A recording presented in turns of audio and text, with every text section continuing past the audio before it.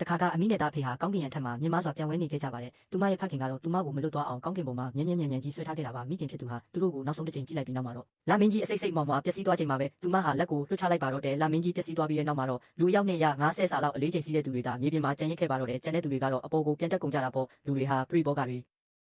စာအုပ်စင်တွေနဲ့စာအုပ်တွေကိုနေရာမှာမြင်းရိုက်ကထားကြရပါတယ်။ဘာမှမရှိရင်ကလတ်ထိုင်တွေတောင်လွတ်ဆင်သွားနိုင်လို့ပါ။အဲ့ဒီကောင်လေးဟာအပြင်ထွက်တိုင်းတလုံးလေးကြီးတွေကိုဆွဲပြီးသွားနေရပေမဲ့နေတိုင်းအပြင်ကိုထွက်ကြည့်နေသေးပါတနေ့ညစာစားနေတော့မှတော့ရုတ်တရက်ကြီးမျက်နှာချက်စီကိုသူပြန်တက်သွားပါတော့တယ်ဒါပေမဲ့သူဟာတီငြိမ်ပဲဆွဲငင်အားဆက်ကိုပြန်လိုက်နိုင်လို့အရာအလုံးပုံမှန်အတိုင်းပြန်ဖြစ်သွားခဲ့ပါတယ်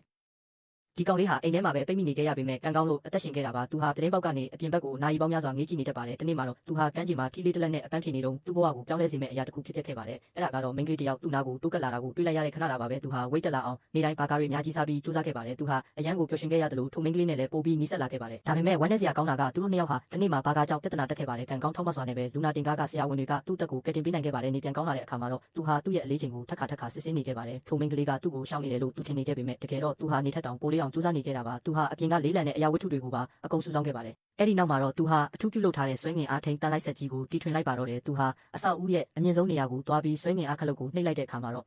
သူဟာကောင်းကင်ရံထဲကိုတဖန်ပြန်ပြီးပြန်တက်သွားခဲ့ပါတယ်။အဲ့ဒီအချိန်မှာပဲလက်နှစ်ဖက်ကသူ့ကိုလှမ်းပြီးဖမ်းဆွဲလိုက်ပါတယ်။ကောင်းလေးမျက်လုံးဖွင့်ကြည့်လိုက်တဲ့အခါမှာတော့ပထမဦးဆုံးမြင်လိုက်ရတာကထိုမိန်းကလေးရဲ့လှပတဲ့အပြုံးလေးပဲဖြစ်ပါတော့တယ်။အခုလိုစိတ်ဝင်စားစရာကောင်းတဲ့စကားတွေကိုနေတိုင်းတင်ပေးမှမို့ဖောက်လုပ်ထားဖို့မမေ့နဲ့အောင်တော့မင်းသာဒီလိုအခြေအနေမျိုးနဲ့ကြုံရရင်ဘာလုပ်မလဲ။ခါမန်မှာပြောသွားခဲ့ဦး။ဒီကားလေးကိုကြိုက်နေတဲ့ရင် like share လုပ်ပြီးအားပေးခဲ့ပါဦးခင်ဗျာ